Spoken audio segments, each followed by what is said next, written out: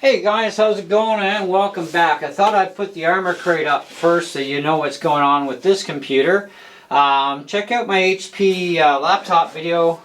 We did a import-export test on it. We're going to do the exact same test with Movie Maker on my gamer system, which is a raunchy 8-core processor that'll max out at 4.7 gigahertz, and I'm currently at 4.2 gigahertz, just shy of 4.3. on the performance mode. I still have turbo to hit if I wanted to, and I'm going to be a little bit nice and not go to turbo mode. Our RAM frequency speed, though, is identical. The HP laptop is actually using 3200 megahertz RAM, so that's something they'll have in common. But this thing actually has an actual dedicated video card with 4 gigs on board, okay? Which is totally different from that HP at 120 meg or 128 meg with sharing 4 gigs of video RAM. This thing will share video RAM as well, but it does have its 4 gig card initially that it has full use of.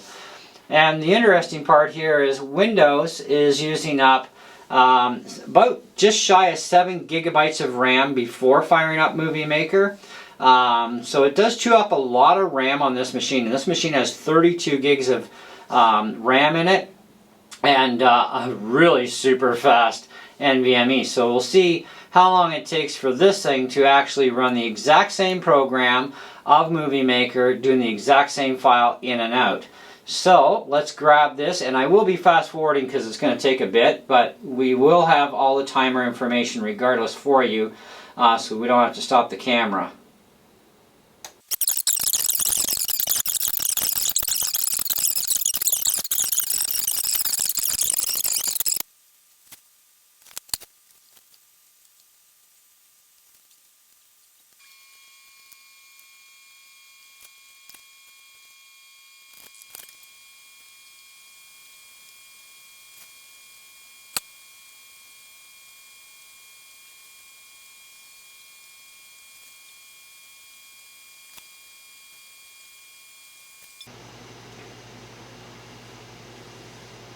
Okay guys, we actually saved almost 5 minutes. So it's definitely faster. And this is an 11th gen Intel Core i7, and it's like, wow. So between this and my HP laptop, the HP is it's an i3, I believe it's also 11th gen if I remember correctly. Just give me a quick second here to do a fast little scan, because I think I did list that in my title of my video there. HP 23. Okay, it's definitely going to be in the list there somewhere. Anyways, regardless, quad core 2.2 gigahertz. Overclocks to 3.7, and I have everything cranked performance mode like to the hilt. This is running at around 4.2, 4.3 gigahertz out of the top of 4.7. 4 times the amount of RAM, way more, like gigs more worth of video. The HP only has 128 megabytes of discrete video and shares up to 4 gigs of system RAM.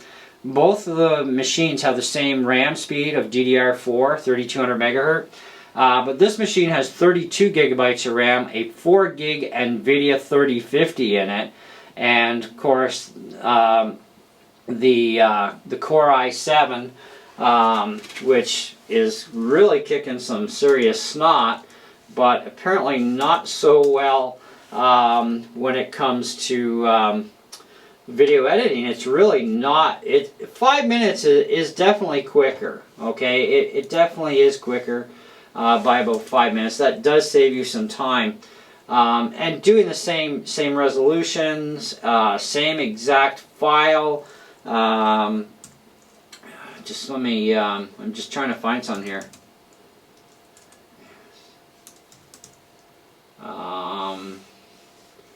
Yeah. So. Anyway, it doesn't matter. Point is, we did save about 5 minutes with having 32 gigs of RAM, the 4 gig NVIDIA, you know, 4.2 gigahertz, 4.3 gigahertz running speed out of the 4.7 top end.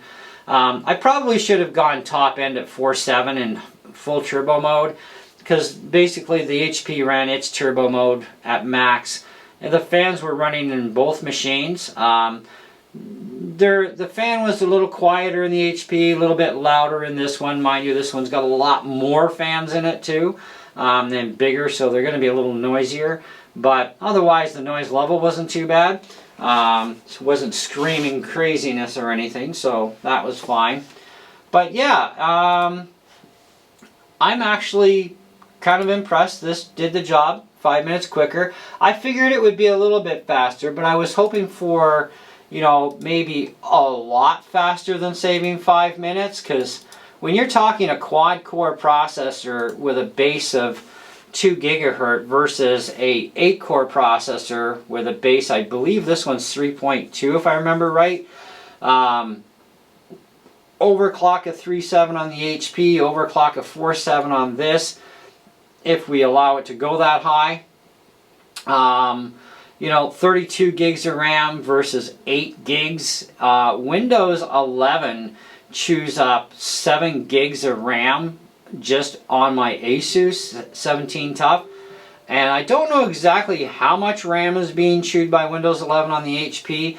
I don't have a way of finding that out, but it's only got 8 gigs of RAM on the sucker, so it's probably definitely into swap quite a bit, and with a much slower SSD in comparison to what I got under the hood of this thing. And yeah, 5 minutes is pretty much about all we saved going with the gamer system. So I'm definitely going to be doing an update video on the HP, because I have to actually give it some kudos that I didn't think it would actually do until we actually did the testing. So yeah, for 5 minutes difference for home users, yeah, you're not going to have to go out and spend, you know, over $2,000 on a computer. You can get away with spending, you know, $750, and just be aware you're going to be 5 minutes longer in time. Both computers, by the way, do have 1080p screens, just that this one is adaptive sync at 144 hertz, where the other one is at 60 hertz. Not adaptive sync, obviously, but both at 1080p and just different sizes of the display. So it's kind of interesting to actually note the differences between the machines. So do check out the videos. That HP computer, by the way, just so you have a reference to go by for model number, if you look on my channel for HP, then put a space 14-DQ2030CA. If you look up just that, you'll find all the videos related to this computer for the HP laptop, and what we've talked about so far. And look for an update video, because there's definitely going to be one now for a, you know, update review, I guess we'll call it, or whatever. You'll find it. But yeah, pretty. The Asus is actually pretty much impressed me with that time frame. I think the only other thing that we would probably think about doing at this point would be maybe testing the same exact file under iMovie on the M1 and seeing how long that would actually take in comparison. And that would give us kind of a rough idea where things sit in real world testing. So maybe we will do that, but I have to use iMovie, which does have one advantage over the PCs. It doesn't have to sit there for a few minutes and spool the video in to import it in. It's instantaneous on the Mac, so that will be one major difference, because that's just the way the Macs work, including the newer Intel Macs in the last probably 6-7 years at least. They would instantly just, and you're ready to rock and roll. But anyhow, that's it for this. Thanks so much for watching and staying tuned, and we will catch you on the next one. Ciao.